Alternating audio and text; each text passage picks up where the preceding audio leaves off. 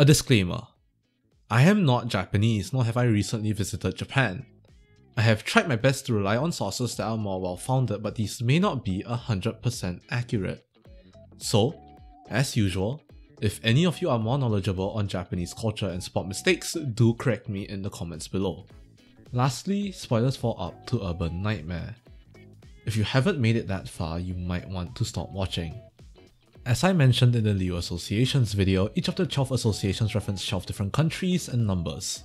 Today we're looking at one of my favorites, the Shi Association, which is associated with the number 4 and Japan, which is what I'll be diving into. The Shi specialize in dealing with death, specifically in assassinating people discreetly. You'll see how death is especially prominent in the Shi's themes. The symbol they use is a Japanese character that can be read the same way as 4, Shi, which directly translates to death. The assassination theme is also played with when you look at the Shi and their cards. Yujin has Boundary of Death, which is one of the strongest one-shot pages in the game. Valentine has Extreme Edge, an extremely strong one-die page, and Thelma has Flying Sword and Flashing Strike, both focusing on speed. You can see how they fit into the assassination class as an association. They are good killers rather than strong fighters, fixes that accentuate efficiency and fast kills rather than strength. Of course, this doesn't necessarily mean that the Shi can't fight. It's simply a specialization, in the same way that the Zui specialize in protection. Interestingly, this implies that the members of the Shi aren't based on the samurai but rather the shinobi.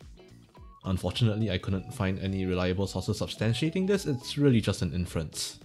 According to a Shi Fixer's page, the weight of death is equal for everyone. To treat every person equally and never lean to a side. Most forms of Bushido emphasize justice and compassion, so it's unlikely that the Shi is based on those principles. Perhaps a shinobi code I can't find from my research, or maybe even an earlier version of the Bushido. I'm clueless on this end. 부장님, 시의 도리와 정체성은 어디로 간 겁니까? Yeah, sorry, Valentine. I don't think this is an oversight by Project Moon. After all, some of their other less focused principles fit heavily with Japanese culture. The Shi Fixers all share one passive in particular, Kizuna. This is a Japanese word that means bond. Whenever one of their allies die, they gain strength and endurance boosts. In their reception, it's fairly obvious that they care for their allies a lot. This is something you can find from almost all versions of Bushido. Be on good terms with comrades and hold loyalty to your superiors. I don't doubt that Project Moon did their research, I just can't identify the source for the Shi's main philosophy after days of searching.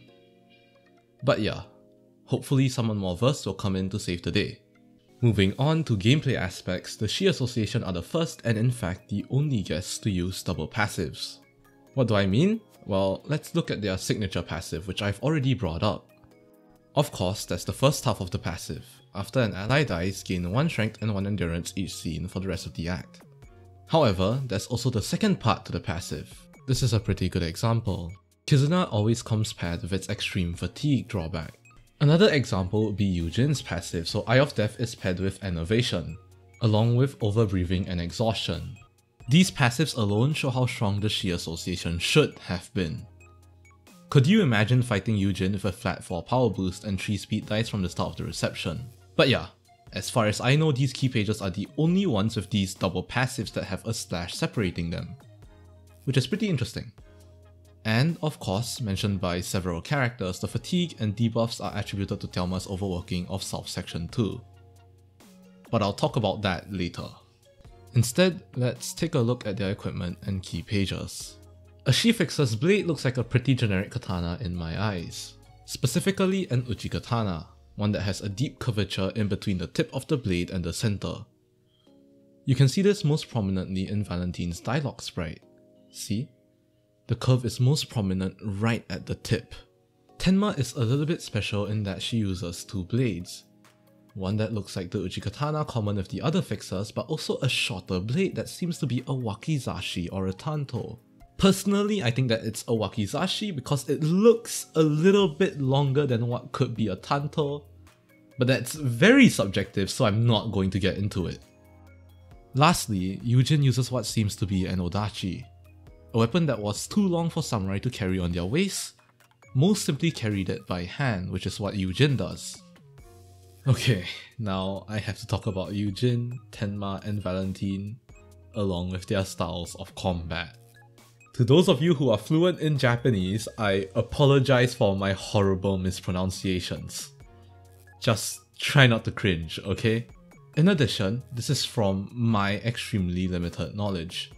If any of you have a better idea of their combat styles, do let me know in the comments below. Let's start with Yujin. She seems to rely on a form of Iaido for her attacks. All of her strikes start with her Odachi sheath and then a quick unsheathing of the blade. This is most apparent in Boundary of Death with the whole anime, damage goes through after sheathing and all that. Even though Yujin seems to be kinda able to just swing the blade around fairly easily, note the difficulty this would have in real life. The Odachi is long, and I mean really long. The blade alone has a minimum length of around an entire meter. Because of that, its weight is staggering. The average Odachi weighs around 2 kilograms. Yujin must have some extreme body modifications to be using her weapon the way she is, considering the persistent need to unsheath the blade from its scabbard. Though I suppose that only further proves how much she deserves her title as director. Valentine seems to be based on the Onoha Itoryu. Their style of martial arts puts heavy emphasis on Kiryotoshi, cutting through the enemy's sword. This is exactly what Valentine focuses on. Rather than defensive dice and several offensive dice, Valentine mostly relies on Extreme Edge, a page that only has one offensive dice on it. In exchange for the lack of dice, very few pages before Urban Nightmare can outroll it due to its combined power with Singular Strike. Rather than trying to defend and then attack, Valentine stresses winning that one die clash in order to minimize damage taken.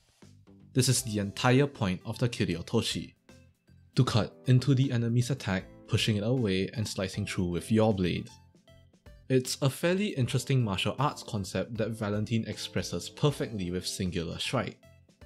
Unfortunately, people in the city can withstand a lot more than just one slash, which makes him one of the weaker pages in Library of Ruina. Tenma is clearly based on a style that highlights two sword techniques. However, she also emphasizes haste with Flying Sword and Flashing Strike. Therefore, in my opinion, there are several possible styles for her to be based on due to the ambiguity around I move fast. I'll put a few prominent ones on screen, but that's really it. I'm not very well versed in this topic at all. The only thing that really points to a specific style is Tenma's sprites and her unique passive, Respiration, which is unfortunately pretty vague. But the fact of the matter is, wielding two swords effectively is something extremely hard to master. It's not easy to portray the principles and techniques used in such a way, so I'm kinda stuck here. If any of you have actually studied one of these styles, let me know if you think one of them fits Tenma well enough to be considered a reference. And with that covered, I thought I should talk about something a little bit more controversial. Remember when I was talking about Thelma? Let's go a bit deeper into that. For those of you unaware, Japan has some of the highest working hours in the world. Its work culture is generally one of the more stressful environments. For example, employees in 2018 only took 52.4% of their annual paid leave in Japan. While things have improved a little bit, it's fairly marginal and the effects still linger. In fact, the situation was so bad that a term was coined for literally overworking to death: karoshi. I should state that this is a personal opinion. Project Moon may not have intended for this to be interpreted this way, but I saw a connection and personally think maybe that's what they were going for. So if anyone gets flack for this, it's me, okay? I'm talking to you guys, especially those that are in the Japanese audience that feel you might be a bit offended or something similar to that effect, and I'm very sorry if you feel like I'm very uneducated on the topic. But no one else should get flack for this but me, okay? Criticize me in the comments if I'm wrong about this. I don't think that the Shi's extreme fatigue is a coincidence. Thelma's overworking of the South Section too genuinely feels like it might be a reference to the effects of this work culture, even if it wasn't intended. I'm not going to go further into this in case I step on some landmines that would kill me. But yeah, if it was intended, it's interesting how Project Moon decided to talk about it. If it wasn't intended, then yeah, I'm reading way too much into it. My bad. But yeah, so the she doesn't get a member that manifests ego, so I'm not really able to go into the myths section. Because of that, that's kinda it for this video. There are definitely quite a few details that Project Moon put in that I didn't go into, most prominently the bit about the she's core principles. But I may still have missed other stuff. If you notice anything, please put it down in the comments below. And as usual, thanks for watching and make sure to visit again, yeah? See you around.